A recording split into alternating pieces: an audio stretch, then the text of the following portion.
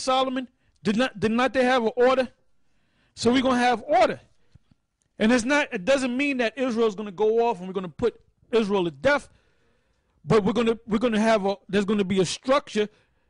An average Israelite that doesn't wake up to this truth, he's not gonna be super great and known in the kingdom like someone that's like a Peter. All right? There's another scripture, I believe it's in Luke. It could be in Matthew's, where it says, is that the one with the rich man and Lazarus? I don't know if that's the one where it says you're going to go to the kingdom and you're going to see Abraham, Isaac, and Jacob. Matthew 8. Right. I forget the whole story. I'm thinking of a whole lot of other things. But basically, when we're in the kingdom, Elijah, Abraham, all these great figures are going to be in the kingdom, and they're not just going to be an average Israelite. Now, an average Israelite is going to be like a mighty king anyway, because we're all going to be kings. But these great men that stood so stiffly for this word, they're not going to be mixed among Israelites. They're going to be the celebrities of Israel. So that's the order. At the same time, all Israelites are going to keep the law. But you're going to teach your children the law. You're going to raise your children up. You know, this is the Sabbath, this is this day, this is the Hebrew, this is that. You're going to teach your children. You're going to guide them. But they're not going to grow up. There's not going to be any adultery in the kingdom, because it's going to be programmed that we should not sin. But we're going to learn the law as children, all right? Or from childhood. Go ahead. Revelation 21:11. Having the glory of the Most High, and her light was like unto stone, most precious, even like a jasper stone, clear as crystal. Now, this is John the Revelator describing the kingdom of heaven. And had a wall great and high, and had 12 gates, and at the gates 12 angels, and names written thereon, which are the names of the 12 tribes of the children of Israel. On the east 3 gates, on the north 3 gates, on the south 3 gates, and on the west 3 gates. And the wall of the city had 12 foundations, and in them the names of the 12 apostles of the Lamb. That's plain.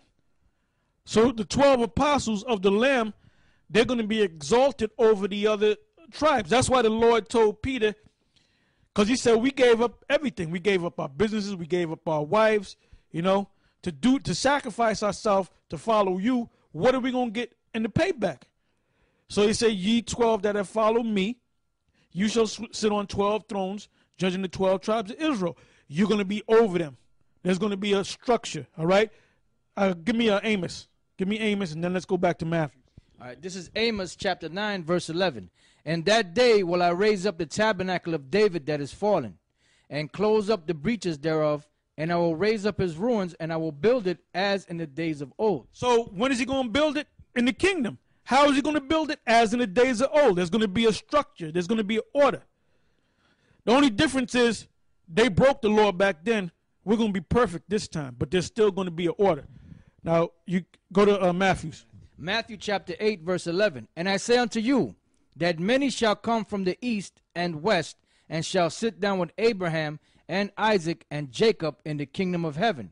But the children of the kingdom shall be cast out into outer darkness. There shall be weeping and gnashing of teeth. And Yahweh shall say unto the centurion, go thy way, and as thou hast believed, so be it done unto thee. And his servant was healed in the self same hour. Yeah, basically that's talking about not all Israel's going to make it, but eventually they're going to make it. They're going to be born all over again. All right? This is our 1 Corinthians 6:2. Do ye not know that the saints shall judge the world? And if the world shall be judged by you, are you unworthy to judge the smallest matters? Know ye not that we shall judge angels? How much more things that pertain to this life? Yeah, so do angels commit sin? No. So we're going to judge angels. In other words, we're going to call an angel down to kill an Edomite or to do whatever. So judging doesn't mean, oh, you broke the law, I'm going to chop your head off. It means an order. There's going to be an order. There's going to be a structure. All right? Yeah, this is Isaiah 2, 2-3. It says, and it shall come to pass in the last days that the mountain of the Lord's house shall be established in the top of the mountains, and shall be exalted above the hills, and all nations shall flow unto it. And many people shall go and say, Come ye, and let us go up to the mountain of the Lord, to the house of the power of Jacob, and he will teach us of his ways, and we will walk in his paths. For out of Zion shall go forth the law and the word of the Lord from Israel. So you're going to have a ruling body to administer that, you know.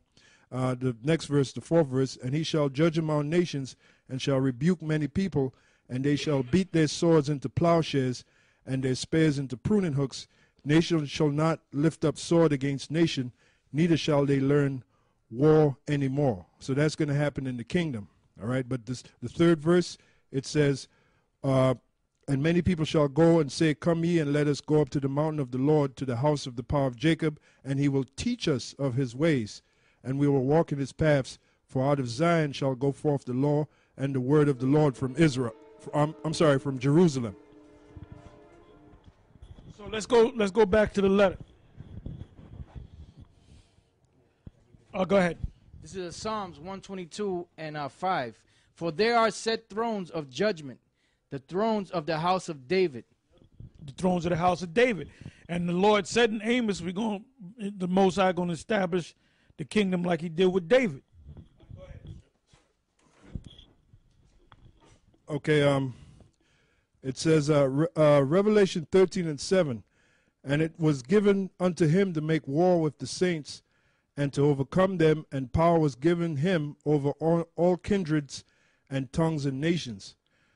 And all that dwell upon the earth shall worship him, whose names are not written in the book of life of the Lamb slain from the foundation of the world. From those two verses, it seems to be talking about two different events. It talk about overcoming the saints, meaning all of Israel before they went off, right? All kindreds and tongues and nations, the heathen nations, are not included in this verse, right? The next verse, Revelation 13 and 8, and all that dwell upon the earth shall worship him, whose names are not written in the book of life of the Lamb, slain from the foundation of the world. This verse refers to all that dwell upon the earth shall worship him. Whenever I see the word earth, it tells me the whole planet, whose names are not written in the book of life. So is it just referring to Israel only in those two verses? Yeah, that's easy. We might have to go back to the top of the question again. But basically, everyone that's not written in the book of life is talking about those other nations, all right? But it also includes the 2/3, which they're going to worship the beast too. The ones that's going to take that mark, that worship the beast, this system, like I said, it's going to be the 2/3 of Israel, which they're going to wind up taking the chip, and they're going to be destroyed, and the rest of the nations. They're gonna worship the beast, and they're gonna take the chip. Now, whether they take the chip or not, they're still gonna be destroyed, because you're gonna have heathens that's not gonna take the chip because they read the scripture too, thinking that the Lord's coming to deliver them. So they have the understanding of the chip too. That's why they got to pay guys off to teach otherwise. So they're gonna fight against the chip, but guess what? They're gonna be destroyed anyway, so they might as well go ahead and take the chip.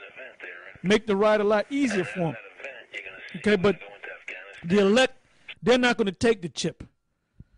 All right, and we might have to go back to that question to get more juice out of it. Go ahead. Revelation chapter 20, verse 11. And I saw a great white throne, and him that sat on it, from whose face the earth and the heaven fled away, and there was found no place for them. And I saw the dead, small and great, stand before the Most High. And the books were open. And another book was opened, which is the book of life. And the dead were judged out of those things which were written which were written in the books according to their works. And this. So what's going to judge them? The book that we got right now, because they committed those different sins against this book. So that's the book. It's not going to be no new set of penal laws that the Most High have. These are new laws. No, you're going to be judged by the laws of this book. Right, Right. I know what you're talking about. Esau with his BS. He got 1,000,001 books. Yep. And the sea gave up the dead which were in it, and death and hell delivered up the dead which were in them. And they were judged every man according to their works. And death and hell were cast into the lake of fire. This is the second death. And whosoever was not found written in the book of life was cast into the lake of fire. Now, the lake of fire, then the Lord ain't going to pick him up and cast him into a lake of fire. It's talking about America, because if you go into a plane